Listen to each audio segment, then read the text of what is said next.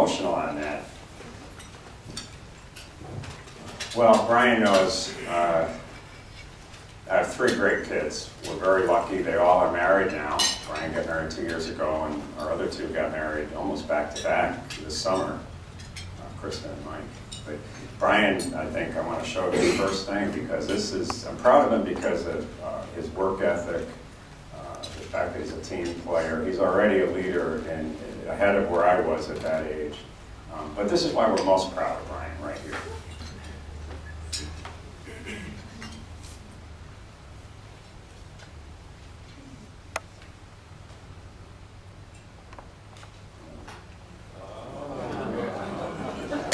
Our first granddaughter, Ella Grace, and I got that on my BlackBerry. You know, we rushed over to be there for this great event, and it was a Saturday night, I think.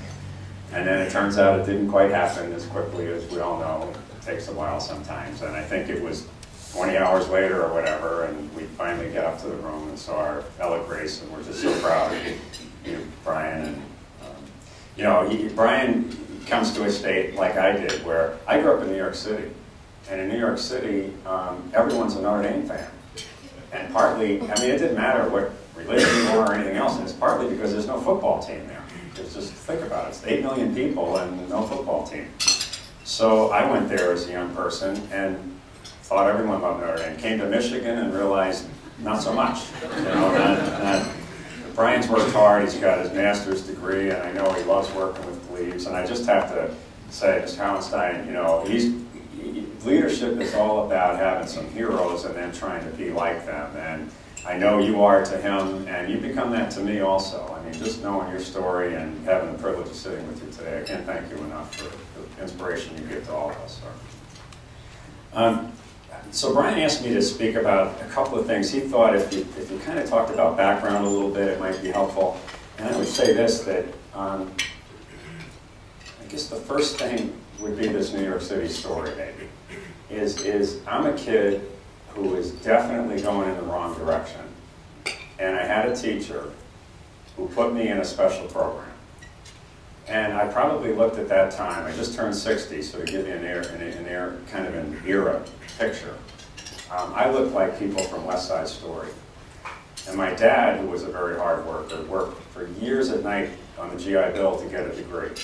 And overnight, I remember hearing them. I heard my mother crying. We were in this little tiny place in Brooklyn, New York, and I heard my mother crying, and I thought Nanny died, who lived upstairs, and it wasn't that. What it turned out to be was she was almost crying and giddy at the same time, because once he got his college degree, we got to move out to Long Island, first of all, which was a good thing.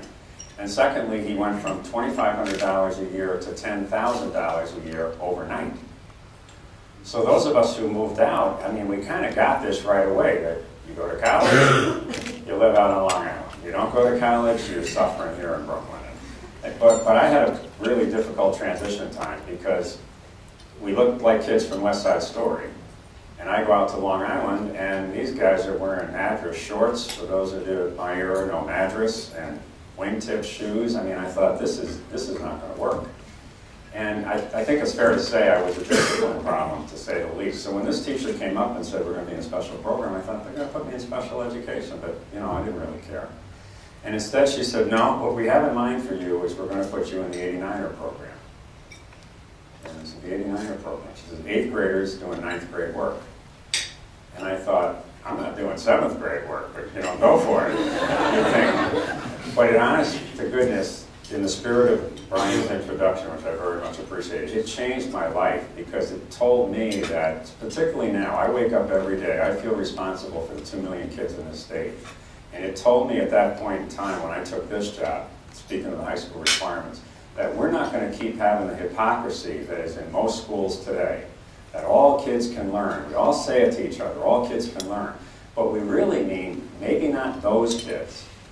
And sometimes those kids have racial implications, sometimes it has implications related to special needs, special ways to learn. And I mean, I felt compelled when I left my cushy little association job, at more pay, to take this job. I thought, you know what, we're going to push the envelope here, and we're going to make it clear that all the kids can learn at higher levels. And by the way, if we don't, we're going down. This state, to say the least, has its shares of troubles right now. But if we don't get much larger numbers of kids at higher levels of achievement, economic development's not going to happen.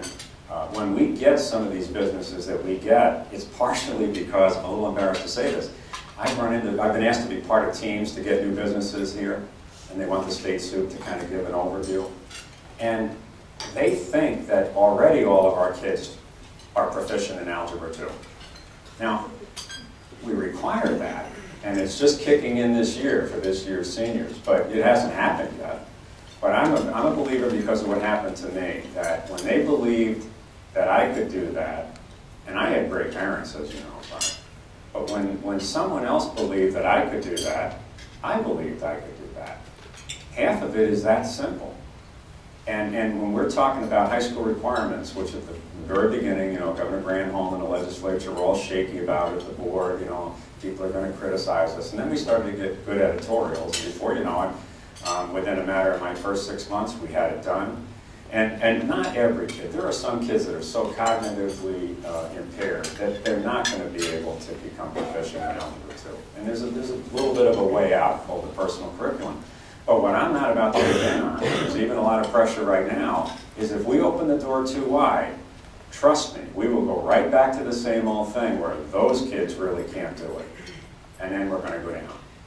It's just that simple. And so I'm just so proud to watch the last few years examples of, I gave an award yesterday at a school in Bay City, very low, high poverty area. This was an alternative school, and these kids are flourishing. And a lot of it is because they believe that we believe they can do it. So kind of my own growth, it's funny how these things all link together. My 89er program is still in the back of my head. The other thing in the back of my head is, even though my mother was French Protestant, my father was Irish Catholic, when you have the name, you know, you perceive yourself to be kind of all Irish. And so when Kennedy got elected, probably for what may be happening for lots of African American kids right now, there's an issue that finally the barriers are at least psychologically taken off. Because that was a big deal to us. You know, as I said, I had basically a Protestant a Protestant and Catholic tradition, but there was still something about, it had never occurred to me that a Catholic had never been elected. And so I think tied into education, that's another piece. We have to have kids actually believe that the system allows them to get right to the very top. And I think we're pretty much shattering the whole thing. We've got one more thing to do, and it's gender. Look at the gender thing at some point. Speaking of Obama, just for a minute, I'm not a Republican or a Democrat. I vote about 50-50. I mean, if I went back in my life, I introduced Senator Kuipers the other night at an event where I was speaking, and I thought he for those of you who know him on this side of the state, tremendous leader on the education side. He's a Republican. And then there's a guy named Melton who's on the House side as an education leader for the House. Two great people. And that's why I think in my job you have to be careful not to be partisan and try not to be. I think it's the reason I very much appreciate your comment, please. But I felt a kinship with Angler, and I do with Granholm. And I think if we can get folks to get over some of this other stuff that I don't get, it's why I'm at odds with the governor right now on the health insurance. The MEA owns the insurance company. I'm being a little blunt here. This is supposed to be lighter, but they own the insurance company. And we can save hundreds of millions of dollars right now if we have a pool for school employees in a pooled life insurance or health insurance pool that'll save a ton. But I digress. Let me just show you this, or listen to this little clip. Michael Flanagan, Michigan State Superintendent of Instruction, led statewide efforts to intervene in struggling schools. The state developed new rigorous high school course requirement, rigorous elementary middle school standards, research-based school improvements. The state has supported high-need schools with the establishment of principal academies, follow-up coaching and support, school monitoring teams, targeting funds to schools and subgroups that need it the most. It strikes me that part of the struggle that Mr. Flanagan was referring to with his daughter, my sister's a teacher, so she went through the same thing, is needing that mentor. There are some other elements as well. So my friend Barack and I